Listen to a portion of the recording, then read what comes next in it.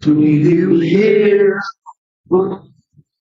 to you here, to you here, all the free soul of death, lost on all the friends, they are the door of my hand.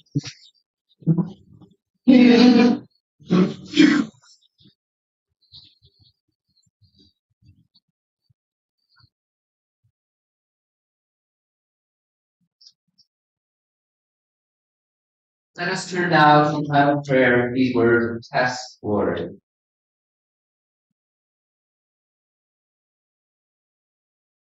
Embracer of all, who held out your arms and joining up the circle of life, embolden us to believe that our lessoning will bring new growth this day. Embolden us as we cut back the branches and trust the bud will come. Embolden us as we sweep the leaves and make a pathway through. Embolden us as we clear a space and allow our autumn work to unfold.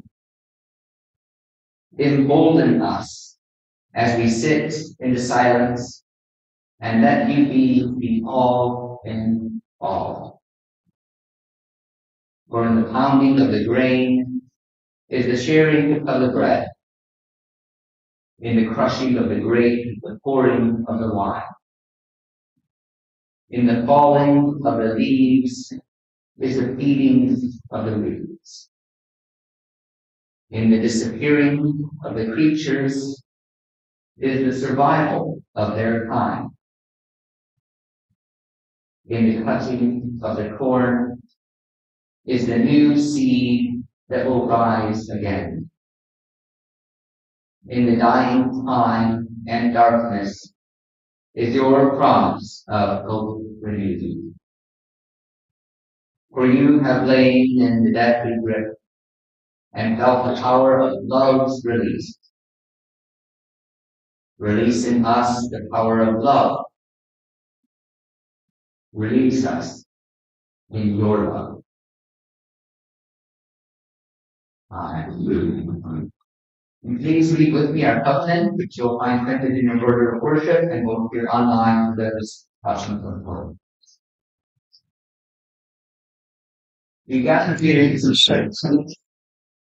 Gives us all into our lives, all life, all who believe God, helps for to listen, to be renewed and create the world. We speak with care and patience. We act with gentleness and we forgive each other. In faith that we build a lot of community, we renew our covenant together.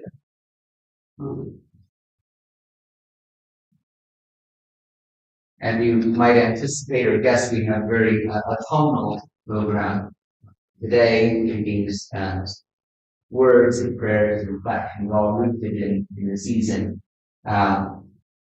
One element, of course, of autumn is the awareness of change, and that, of course, one literally across it today wasn't due to our harvest service, but we decided to postpone it, given the recent illness, myself and Catherine. So, with that in mind, that sense of change, changing the leaves, changing of approach with darkness, we turn now to some words from the retired UUA minister, Reverend Ann Williford, titled Awesome.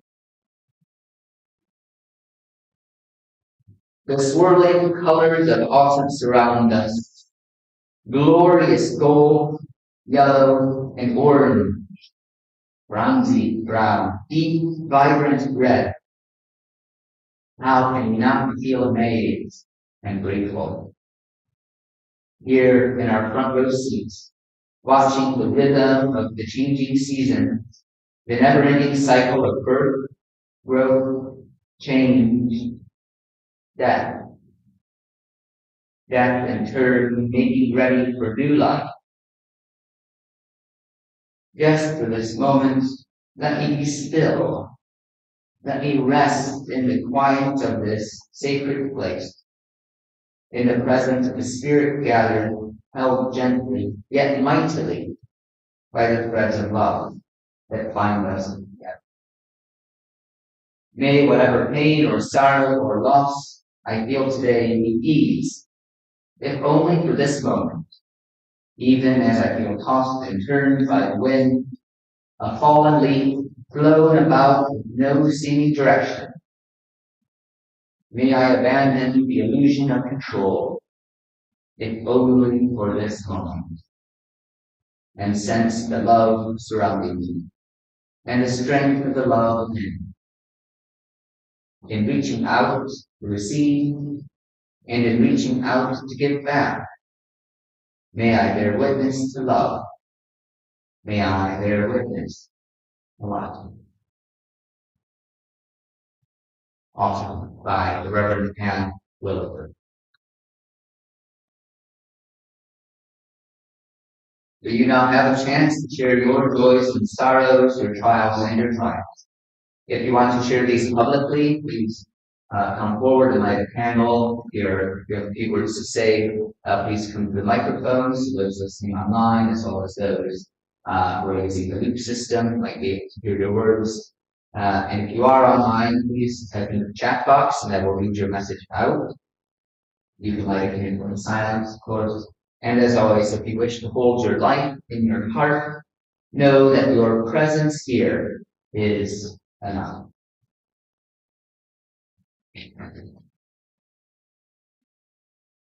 Now I've been asked to light a candle for Adam James and his family. Adam's father is dealing with cancer, and the family are working at this point. So do both Adam's father as well as his whole family in the heart and prayers.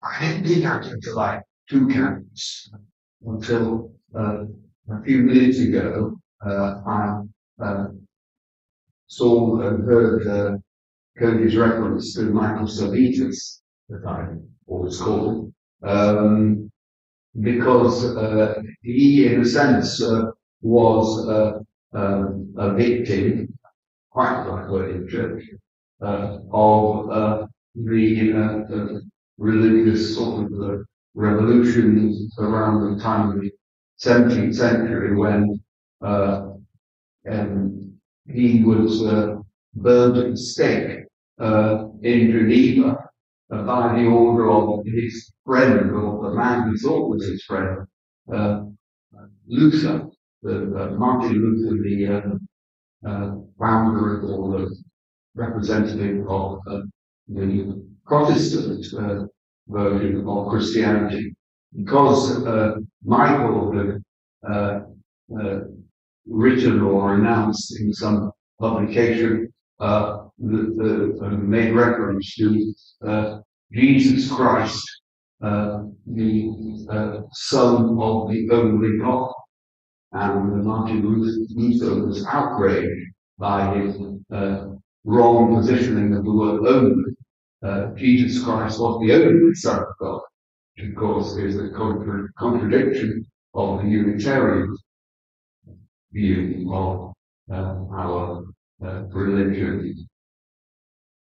Secondly, I light a candle because I was very pleased to take part in the event at Rivington Chapel called the Rivington Pilgrimage, when a number of congregations and old friends of mine, and made some new friends too, gathered together to celebrate a sort of tradition of joining together in an ending in the lovely chapel at Rivington, where Billy's Cody was met with the minister.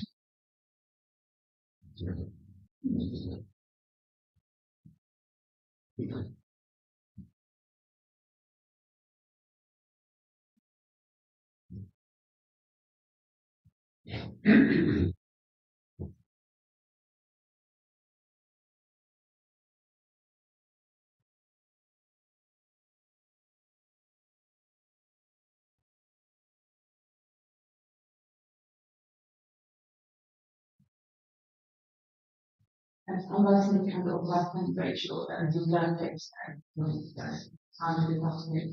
this time last year I was in over the very kind of qualities but just and respect and see talk to me myself.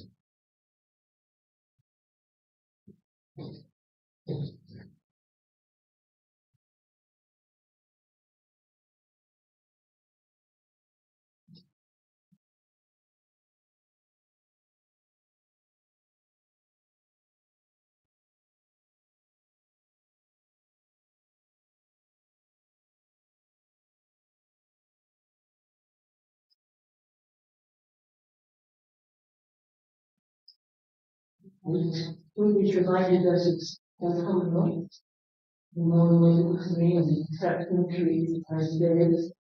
And so on our way here, they organized Dr. Talk to trees and programs. Well, one originally, because the other one was a sleeping ones are they their sleeping bags have been stolen from them. After each music, the awakener was lively and cheerful, and he shared a hug and talked for a while. And anyway, so I'm sending the light. And the quality of the received was when we find laws and light and security.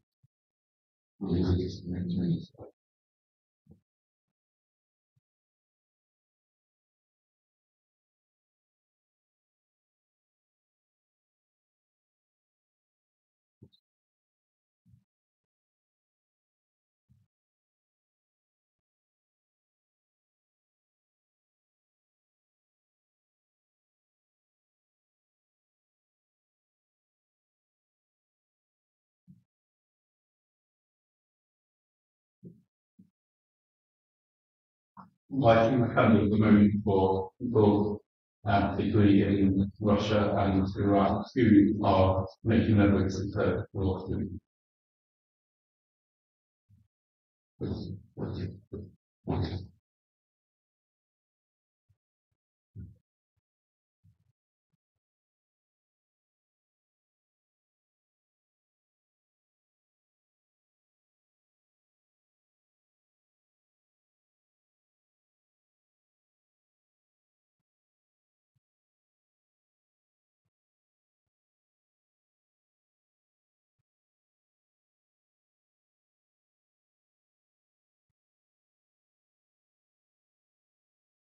For all those joy and sorrows here spoken, and those that remain silent in our hearts.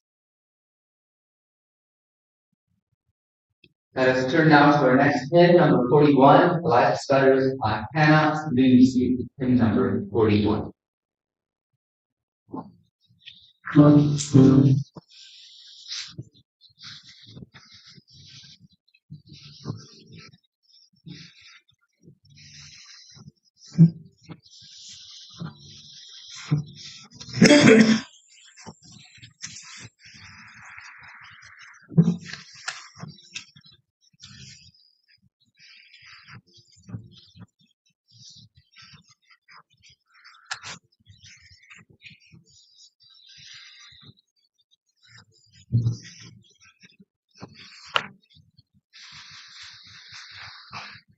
I cannot love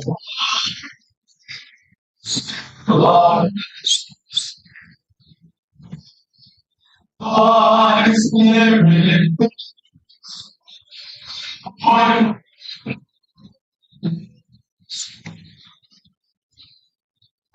I want to close all my posture, given and free for me.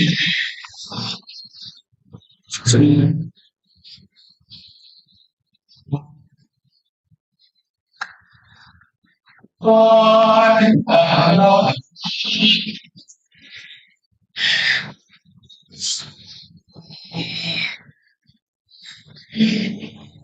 much.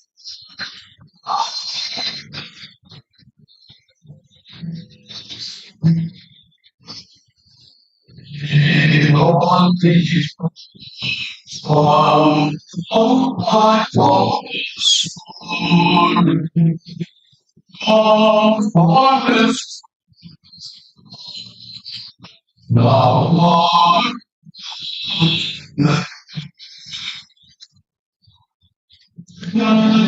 I don't suffice.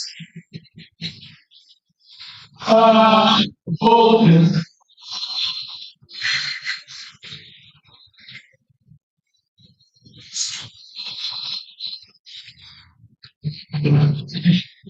the Lord, so ships.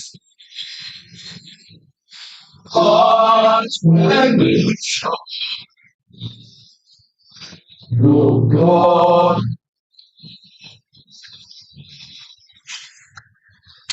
I cannot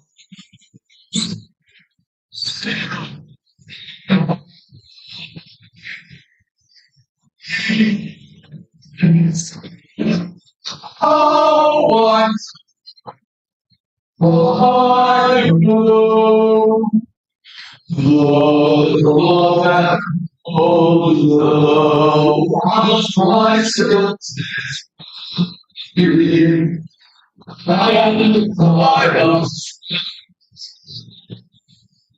in me. Oh.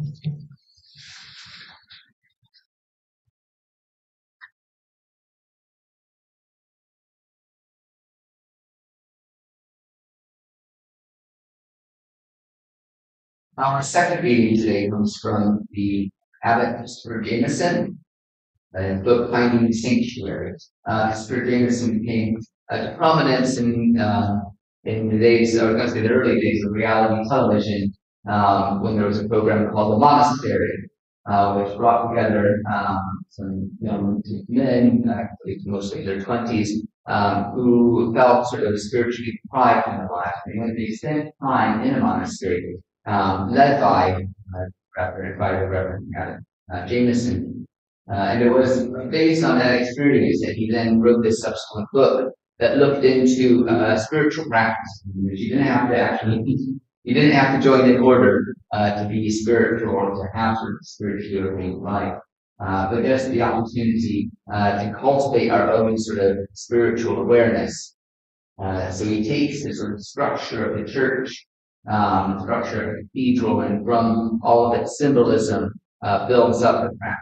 You have the floor, silence that, that all spiritual is guided in, the stained glass windows, it's allowing sort of light, religious experience come through. Every element of a cathedral is built into his analogy.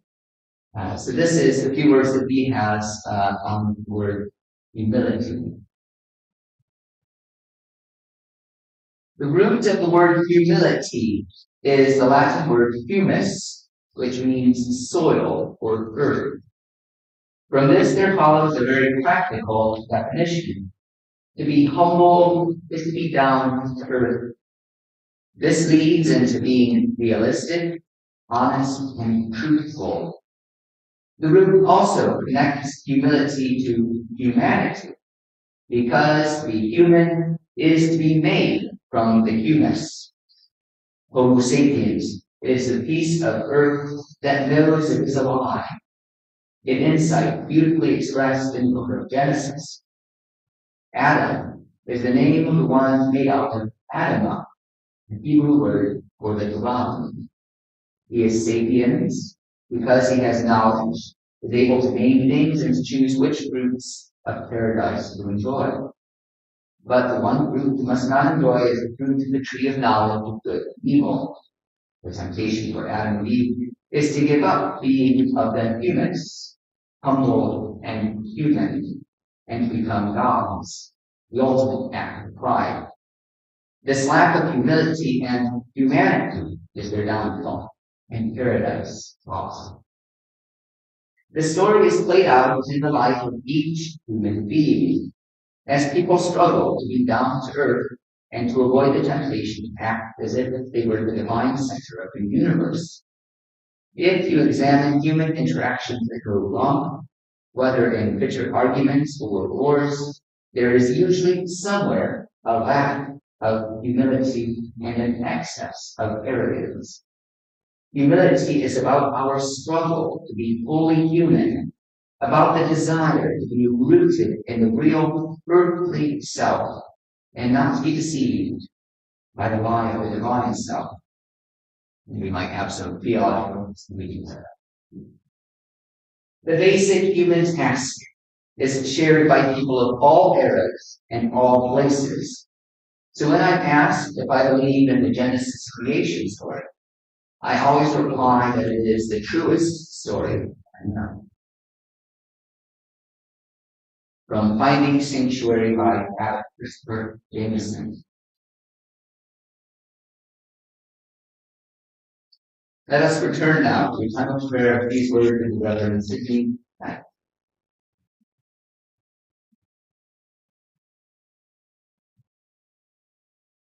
Let us be still and listen. Listen for all the sounds around us. The noise of passing traffic, the steps of passers-by, a distant train or a barking dog, an airplane overhead, or someone working.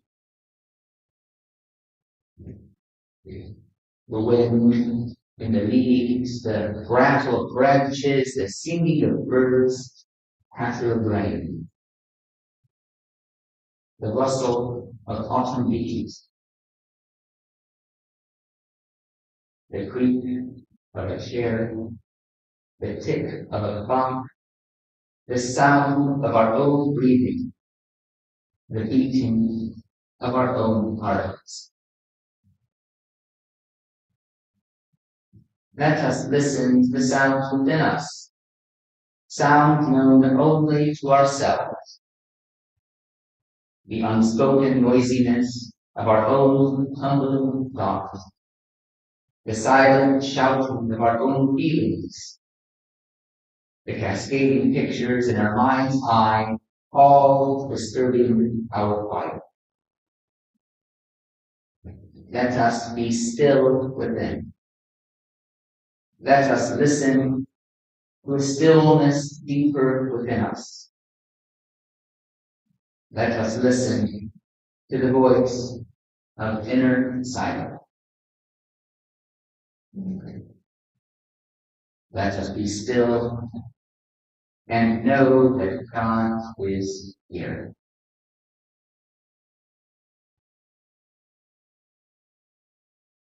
And so we enter into a period of silence for reflection, meditation, contemplation, and personal prayer.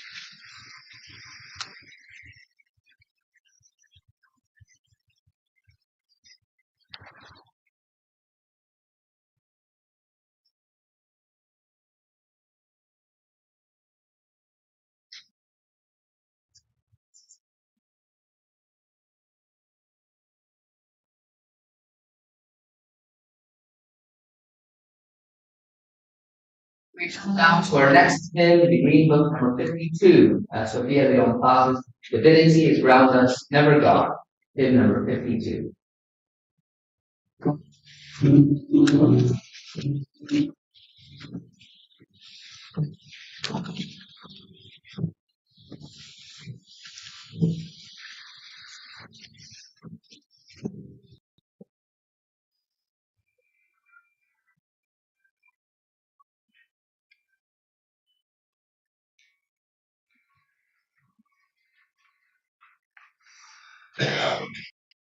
Divinity is ground us,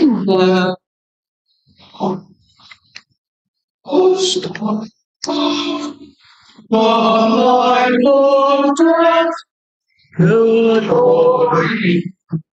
Not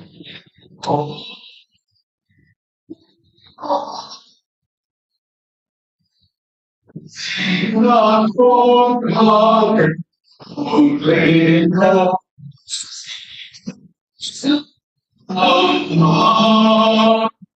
For cause my wrongs in all are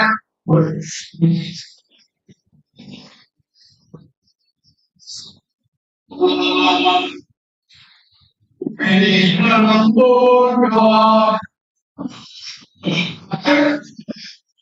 us. This is salvation, sin, God's oh, when it's lost at last,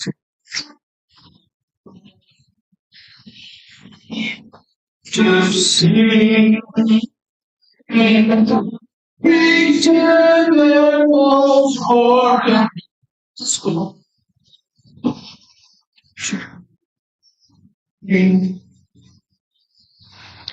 And when your soul goes so hard and look to Allah, Allah.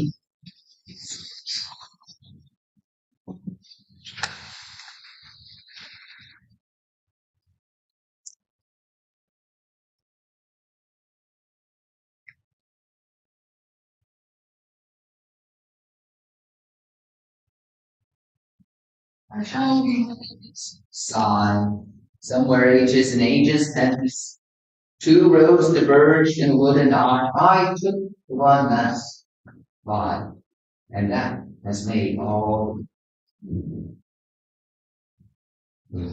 sounds of affirmation recognize, how universally known and beloved our cross road not taken is, within our hearts, which is quite a feat. Cross links and appearance in a book that I particularly love, called Politically Wrong by Chuck Klosterman. His interest is in sort of studying the future by looking at how past sort of thinking of what people thought 100 years ago, what they thought the world would be like now. You look at sort of those predictions and we're like, well, how did they ever think of that? And we fail to recognize that maybe our own predictions about what the world will be like in 100 years' time was itself sort of probably going to be quite off the mark. But Robert Frost was thought to be one of the great poets of his generation in his time, and Coyne, whose legacy will be carried along through and past the generations, which has been proven right. What Cosman does, though, is quite fascinating, is he finds a survey that was done about 100 years ago, where they say, well, what authors, what writers did they anticipate would be known in 100 years' time? And when I looked at them as there were 10, the 10 sort of people they expected to deserve, I think there was about 6 or 7 that I recognized. And then, again, sort of 3 or 4 that I either didn't know or I might have known, sort of just I heard the name and I had word. And the reason for this is 5 of them were prose writers and 5 of them were poets, because 100+ years ago, poetry held a much more esteemed position in society than it does now, which isn't a disclaimer or any prejudicial opinion on poetry. I love poetry. I know our congregation is very poetic, both in production and in knowledge. But it was quite fascinating to see just how infused poetry was 120 years ago, and how some of that within the wider cultural mainstream has perhaps been lost. But not Robert Frost, and certainly not his poem. Those lines, 2 roads diverging wood, now I took them as travel by, will resonate, as I said, with a lot of people. They're used, it's used very often when people talk about sort of the reflection on the past, on the sort of choices in life they've made, the things that they've done that has helped sort of have them stand out, proud perhaps. Which is quite fascinating because there are some people that when you really delve into the poem, you find that there's a certain irony to it. And there are people who point out that earlier, I only quoted that last stanza. Earlier, he says, they looked down one as far as I could where it went to the end of the river. Then took the other as just despair. Having perhaps a better plain because it was grassy and wanted wear. He described both that morning equally lay and leaves, no step had trodden black. So, in a way, the 3 paths are actually pretty much equal to one another. So that sense of, I took the path that was less traveled by, described as being pulled aside, as a sort of lament that we in our old age, perhaps, around our childhood or our adolescence or young adulthood. So the poem has gone through a bit of change itself through time. And people have somehow ascribed to it this sense of it being about sort of those past choices that have set us apart from other people. Whereas a closer inspection would be also more complex and nuanced. Both have justice fair and justice warren. And I preached on this about 7 or so years ago. I heard the poem and I heard someone say, use that quotation. And the next day I gave a sermon and I said, well, no, the poem is about things being the same. The poem is this sort of great irony. But what I didn't think of 7 years ago was with the emotive tenor, those words.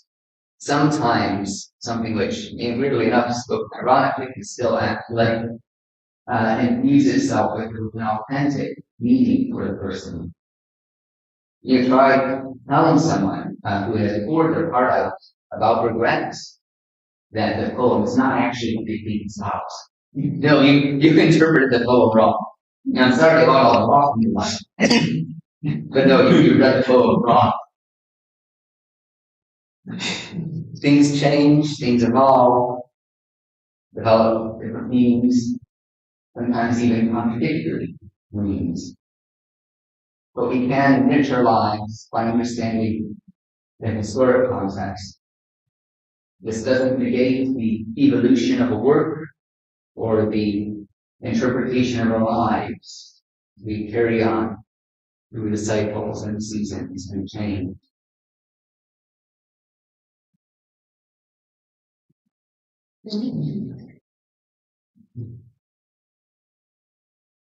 A few notices before we sing our final hymn.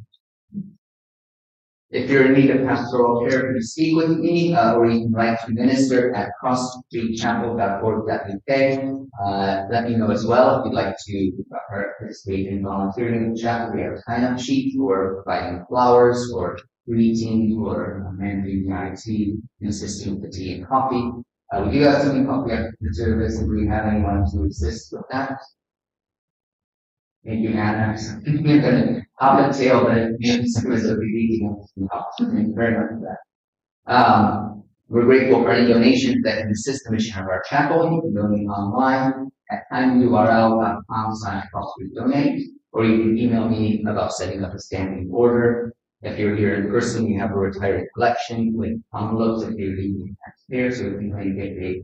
And if you are a regular giver, you wish to give sort of, I was going to say full-hearted cash. If you want to give something tangible, we do have an envelope scheme where you get a packet of a packet of envelopes for the course of the year. You can go with that as soon as you want us today. There's another few announcements. It is a very busy month. So next week, our service will be a harvest service. We'll be collecting tin and dried goods for an as yet to be named homeless charity or supportive charity. We've done a couple of trusts in the past, but maybe charity that's a bit closer to us physically that might be helped, might be helped by our generosity. So I will send out a message probably on Tuesday, details about that. So please do check your inboxes and your spam folders to see what their application. Next week as well, after the service at 12:30, we'll be showing a special film. Sonia, did you want to speak to it? Or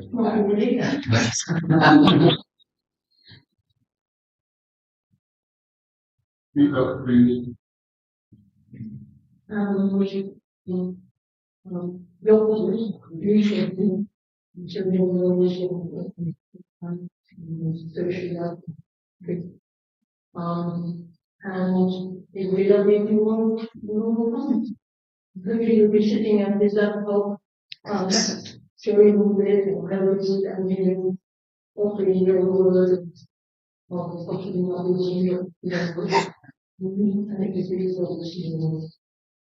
Thank you, Sonia. So it's a film on animal rights and the care and mistreatment of animals, particularly in the food industry. So please do come to that at 12:30 after we coffee. And then, as I've said, yes, the week after that, we have a peace service, and we have a special guest in the GA president, the Reverend Sue Lilly, will be joining us for that day. And I'm hoping it's certainly that in our upcoming events that will go to Peace Trail, which we've done in the past. Very fantastic opportunity. You can see the various ways in which Manchester, both historically and in contemporary times, has been placed in local advocate for peace and peaceful resolutions. So that's always a highlight for me and the highlight of the year. Our anniversary service is Saturday the 29th. The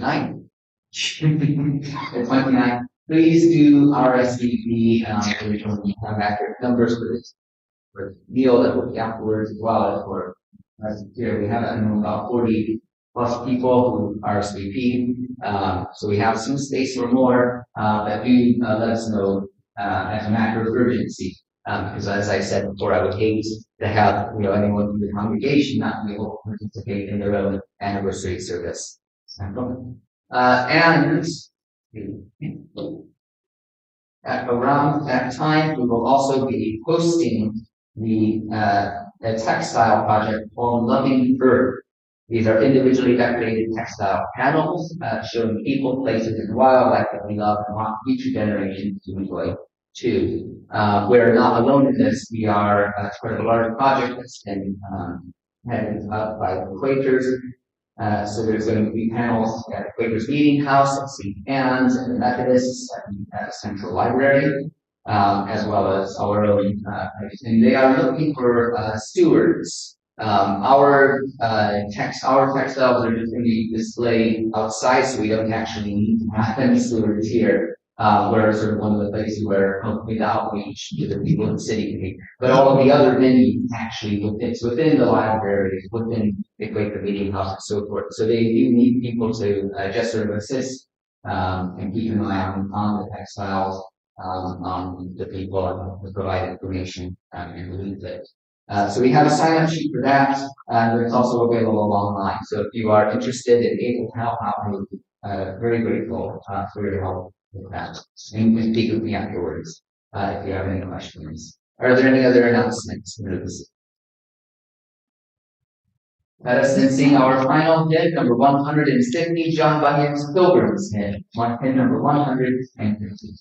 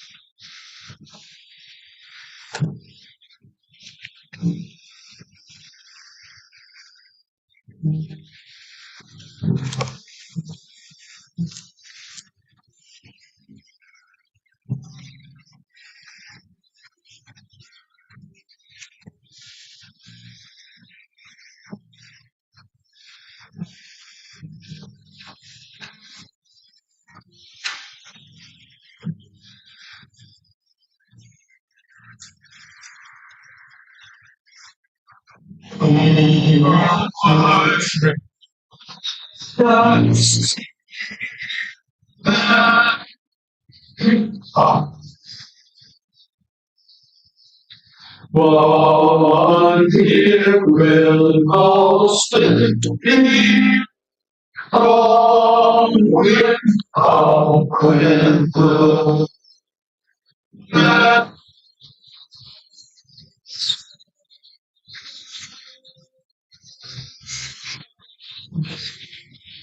Lost happy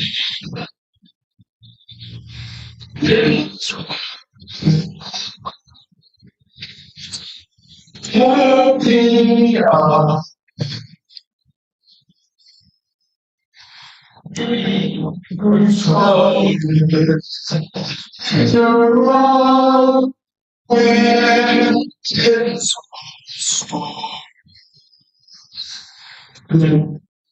ourselves from years back. Oh, God,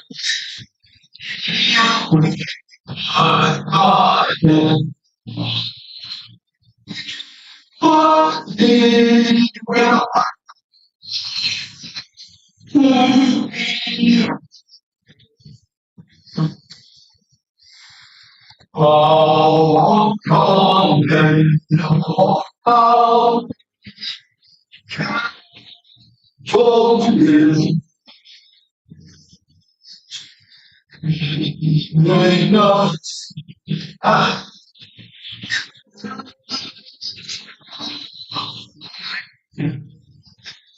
and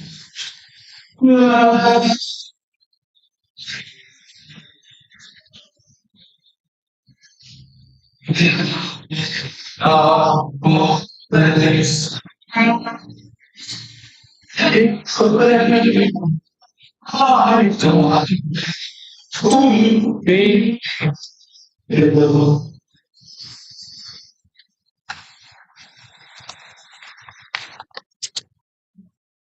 Thank you, Anna. Greeting and for the coffee. Thank you, Sonia, for these beautiful flowers, for reading Robin. Thank you for Julie for music, and Joe for the IT. And thank you to all of you for creating and sharing this worship today. We close with the words, lift up my page. David Ronan and Stephanie Gall, trying to capture the colors of a sunset in the time spent choosing the color it has already changed.